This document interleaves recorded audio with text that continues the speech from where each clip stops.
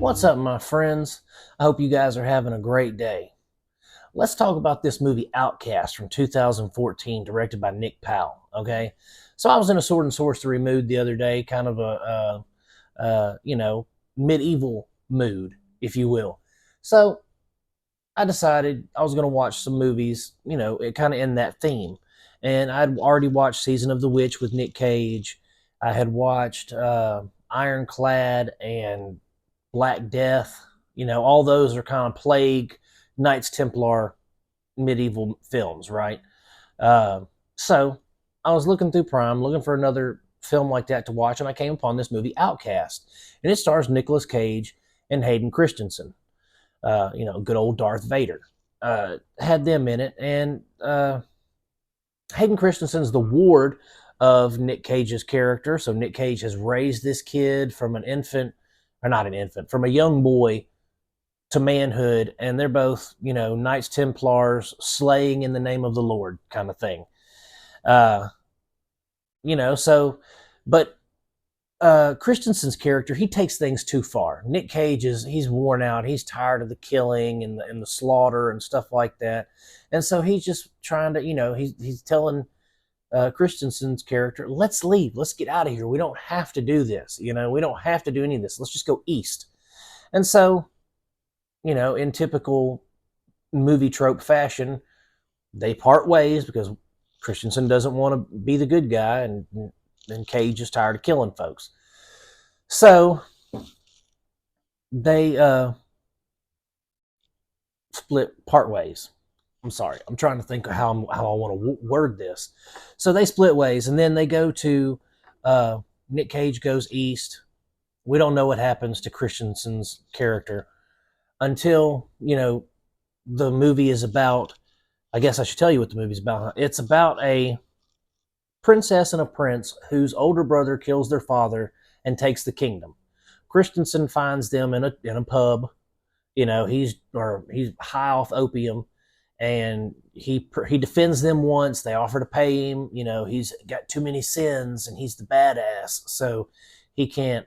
He refuses their offer of gold, but then in a change of heart decides that he will escort them to this garrison that they're trying to get to where it's safe. But in the process, he doesn't tell them that he's actually looking for his old master, Galen, who is Nick Cage.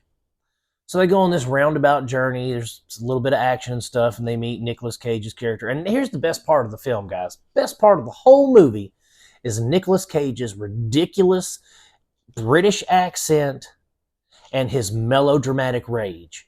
Like, it was so ridiculous that it made a somewhat mediocre movie better, because he would just there's a scene where he's basically telling these assailants to come get some, but he's yelling, and when he yells, he loses the British accent, and his voice gets high pitched and cracks, which almost sounds like a woman, and it was hilarious, guys. Not to mention Hayden Christensen, this cat. Like, I know he's not the greatest actor on God's green earth. Okay, I know that. But since episode 3, since he hasn't been Darth Vader for X amount of years, his acting has gotten better, and he performs better under different directing. I don't think George Lucas is really a great director in and of himself. He's got a brilliant mind, but he's not a great director, and that showed with how he used Hayden Christensen, right? This director basically took what was, good about Darth Vader, or Hayden Christensen before he was Darth Vader, Anakin. He was broody and kind of moody, teenage angst, whatever you want to call it.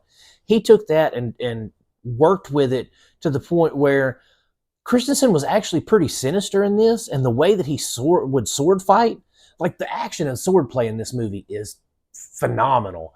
Like the action's really good. It's not that shaky BS where, they're hopping and chopping and you can't really tell what's going on. Like, this is legit cool sword fighting. And to watch him sword fight again, it just takes you back to when he was a Jedi and he was sword fighting. And he's so much more brutal in this than when he, was Darth Vader, Anakin Skywalker.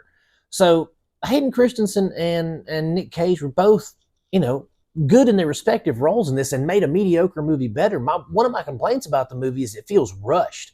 Some of the story elements don't really, I guess, gel. Like it seemed the editing may have been an issue, where it seems a little inconsistent with how the story beats go. There's some stuff that isn't explained that I feel probably needed to be explained to give the story a richer feel, more depth.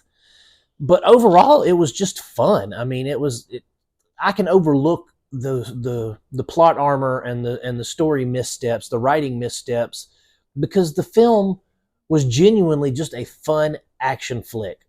And like I said, Nicolas Cage made it even better with his ridiculous performance as being a one-eyed, crotchety old knight.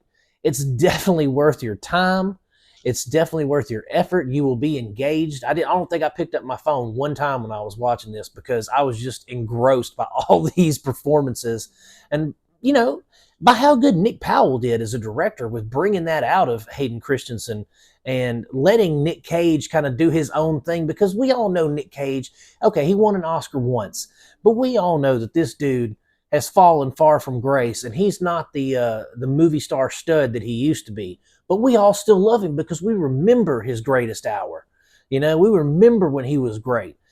And now it's just like watching a shell of himself, but it's still good because we knew what he was capable of, and he can still do that. In some movies, he blows it out of the water. But this one, I think the director did him a great service by just letting him go. Just let him go, man. And he gave us a fantastic performance. I give this movie 3.5 out of 5 stars, guys. I think it's well worth your time. It's streaming on Prime if you guys want to check it out. If you like the review, like and subscribe for more stuff. Click the little bell, ring it. If you want to get connected with more Cinema Dolce 56 content, go to Facebook and join the Cinema Dolce Facebook group. And as always, my friends, I'll keep making them as long as you keep watching them. God bless, peace out, and I love you guys.